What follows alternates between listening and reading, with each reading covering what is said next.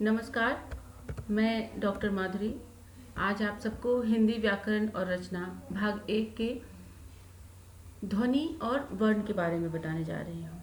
यह सभी कक्षा के विद्यार्थियों के लिए बहुत उपयोगी है, जिसे आसानी से समझने लायक मैंने बनाया है। ध्वनि शब्दों की आधारशिला है, इसके बिना शब्द की कल्पना भी नहीं की जा सकती है। तो आइए अब हम जानते हैं ध्वनि के बारे में।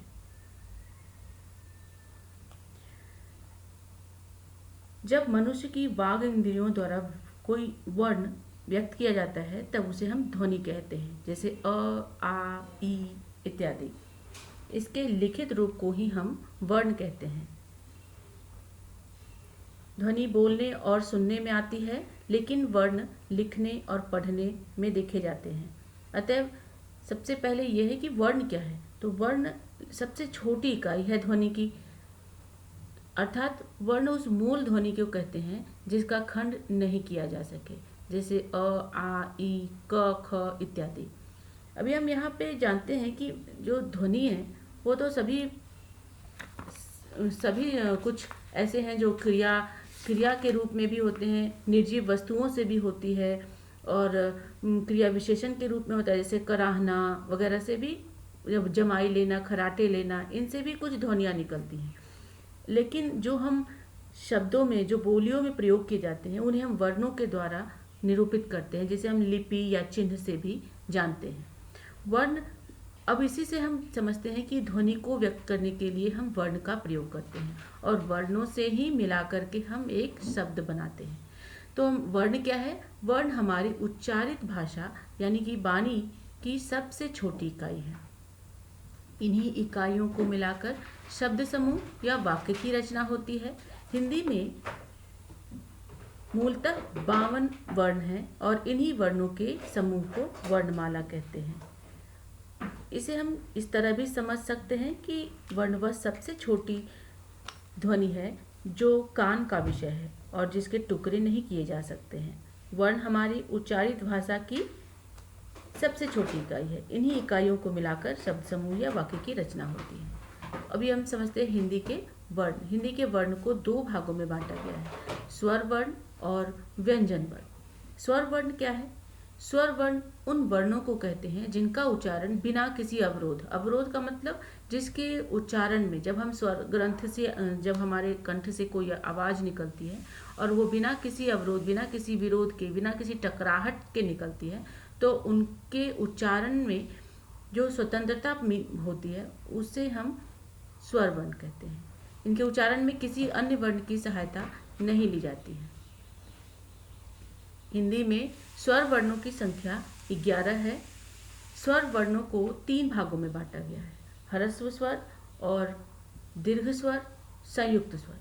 ह्रस्व स्वर वे हैं जिनके उच्चारण में सबसे कम समय लगता है, जैसे अ, ई, उ और री। दीर्घ स्वर वे स्वर हैं जिनके उच्चारण में 2 गुना समय लगता है, जैसे अ और एक और अ जोड़ देंगे तो आ बन जाएगा। ई जोड़ ई बराबर ई हो जाता है। उसी तरह उ जोड़ उ दीर्घ उ बन जाता है। संयुक्त स्वर क्या है? वे स्वर जो 2 स्वरों के मेल से बनते हैं, ए, ऐ, ओ और औ। अब यहाँ हम जानते हैं कि जो री है, री जो वर्ण है, इसे हम व्यंजन वर्ण और स्वर वर्ण दोनों का योग से बना होता है, जिसमें र और ई रहता है, जिसे हम दोनों के अंतर्गत मानते हैं। मात्रा और उसके भेद। मात्राएं क्या है? जब हम स्वर वर्ण को किसी व्यंजन के साथ में लिखते हैं तो उसे हम मात्रा के रूप में प्रयोग करते हैं, अर्थात व्यंजनों के अनेक प्रकार के उच्चारणों को स्पष्ट करने के लिए जब उसके साथ स्वरों का योग होता है तब स्वर की वास्तविक रूप जिस रूप में बदलता है उसे हम मात्रा कहते हैं, जैसे क जोड़ ओ, को। मात्राएं 3 प्रकार की होती हैं, ह्रस्व, दीर्घ और लुप्त। जिस प्रकार स्वर 3 प्रकार के होते हैं, वही स्वर को तीनों भागों को हम मात्राओं के रूप में अलग अलग बांटे हैं। ह्रस्व मात्रा क्या है? वे स्वर मूल या एक मात्रिक यानी कि एक मात्रा वाले चिन्ह जो ह्रस्व कहलाते हैं, जिनकी उत्पत्ति दूसरे स्वर से नहीं होती, जैसे अ, इसकी तो कोई मात्रा नहीं है लेकिन ये व्यंजन में छुपे होते हैं, जैसे क के अंत में अ का ध्वनि आता है। उसी तरह हर्षई, हर्षऊ में इस प्रकार की मात्राएं हम जब व्यंजन के साथ में जुड़ता है तो लगाते हैं। क में ई की मात्रा की, क में ऊ की मात्रा कु। उसी तरह दीर्घ की मात्रा किसी मूल या ह्रस्व को उसी स्वर के साथ मिलाने से जो स्वर बनता है वह दीर्घ स्वर कहलाता है। जैसे अ जोड़ आ, क जोड़ आ का, क में दीर्घ ई की मात्रा की। प्लुप्त स्वर की मात्रा किस प्रकार लगाते हैं? तो प्लुप्त स्वर की मात्रा हम इसमें पहले तो ये जानते हैं कि प्लुप्त स्वर है क्या। इसके उच्चारण में 3 गुना का समय लगता है, इसे हम प्लुप्त स्वर कहते हैं। इसका कोई चिन्ह नहीं होता है, इसे हम 3 या एस के रूप में लिख करके निरूपित किया जाता है। जैसे ओम में 3 लिख सकते हैं, इसे हम त्रिमात्रिक भी कहते हैं। अभी हम स्वर के बारे में जाने, ह्रस्व स्वर, दीर्घ स्वर और प्लुप्त स्वर। अभी हम जानते हैं अनुनासिक, निर्नुनासिक, अनुस्वार और विसर्ग के बारे में। अनुनासिक अर्थात चंद्र बिंदु, ऐसे स्वरों का उच्चारण नाक और मुंह से होता है।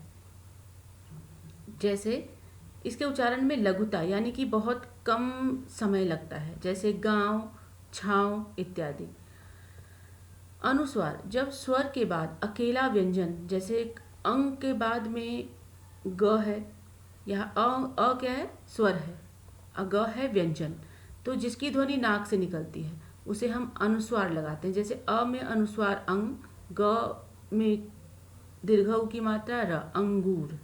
कंगन, कंगन के बाद में भी यहाँ पे व्यंजन है इत्यादि। विसर्ग क्या है? विसर्ग, इसका उच्चारण ह की तरह होता है, जैसे अतः, दुख इत्यादि। अनुस्वार और विसर्ग व्यंजन है जो स्वर के बाद स्वर स्वतंत्र से आते हैं। इनका जो उच्चारण होता है वो स्वतंत्र रूप से आता है। अभी हम समझते हैं व्यंजन वर्ण। स्वर वर्ण के बाद आती है व्यंजन वर्ण के बारे में। व्यंजन वर्ण वे वर्ण हैं जिनका उच्चारण स्वरों की सहायता से किया जाता है, वे व्यंजन वर्ण कहलाते हैं। ये अ के बिना व्यंजन वर्ण का उच्चारण संभव ही नहीं है। जैसे क जोड़ अ क, ख जोड़ अ ख। व्यंजन वह ध्वनि है जिसके उच्चारण में भीतर से आती हुई वायु मुख से कहीं न कहीं किसी रूप में बाधित होती है। स्वर वर्ण स्वतंत्र और व्यंजन वर्ण स्वर पर आश्रित होता है।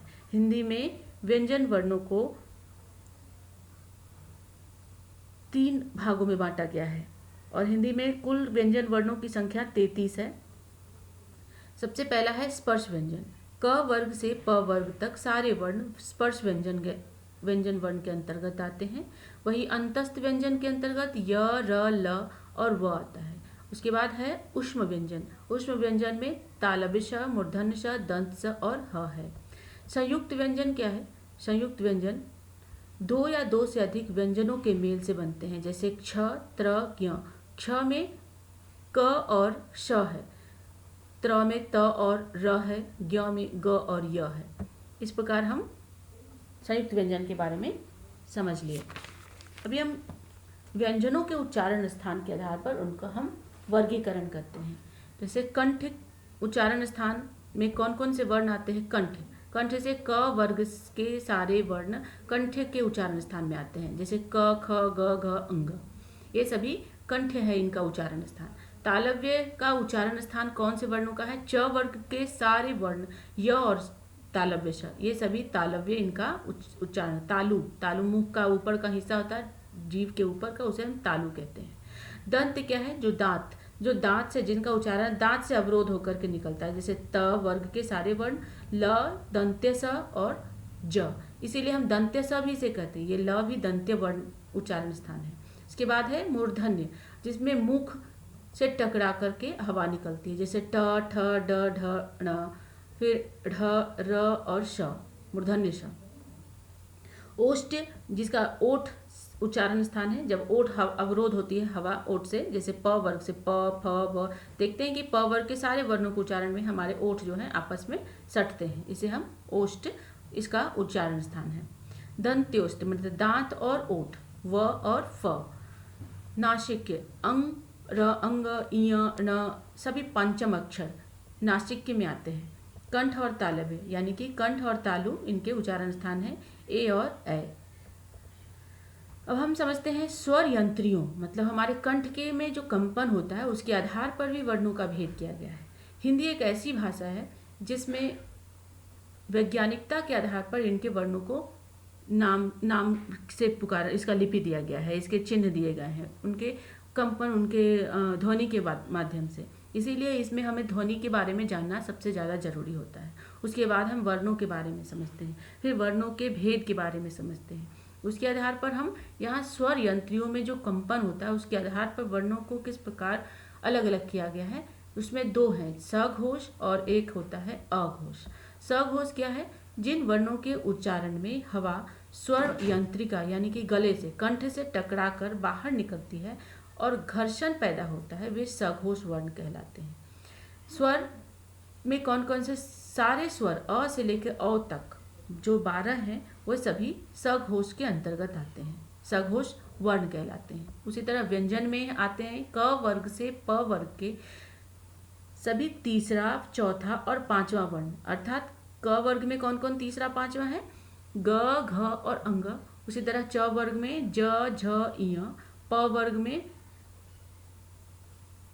ब, भ और म। इस तरह से तीसरा, चौथा और पांचवा वर्ण सघोष कहलाता है। इसके अतिरिक्त य, र, ल, व और ह, ये सभी मिलाकर 22 वर्ण जो व्यंजन वर्ण हैं सघोष के अंतर्गत आते हैं। अभी अघोष वर्ण क्या है? अघोष जिनके उच्चारण में स्वर यंत्रिका यानी कि कंठ में कंपन नहीं होता है, वे अघोष कहलाते हैं। जैसे इसमें व्यंजन वर्ण में क और ख, च और छ, ज और झ, ये सभी च और छ जो पहला और दूसरा वर्ण है ये ही आपके अघोष वर्ण कहलाते हैं। या जैसे क, ख, च, छ, ट, ठ, त, थ, प, फ इत्यादि। इसके अतिरिक्त आते हैं आपको तालव्य श और मूर्धन्य श और दंत्य श। ये तीनों स जो होते हैं अघोष में आते हैं। अभी हम लोगों ने यहाँ तक समझा, आशा है आपको अच्छे से समझ में आ गई होगी और कोई तकलीफ नहीं होगी। अगले वीडियो में हम संधि के बारे में जानेंगे। धन्यवाद।